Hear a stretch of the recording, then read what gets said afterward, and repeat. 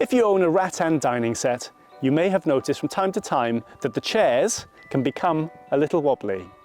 Rattan is a flexible material that can expand and contract in different weather temperatures and humidities. To fix your Rattan chair, you first need to establish which leg is causing the problem to begin with.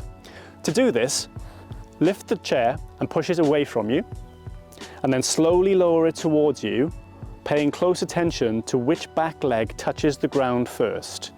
This is the leg you will be working on. Once you've identified the leg that's causing the issue, which in this case is the back left leg, you're going to need to lift the chair into the air and, using the weight of the chair, drop it on the leg that's causing the problem. You can repeat this step as many times as you need to get the legs level. And as you can see, the wobble has now gone.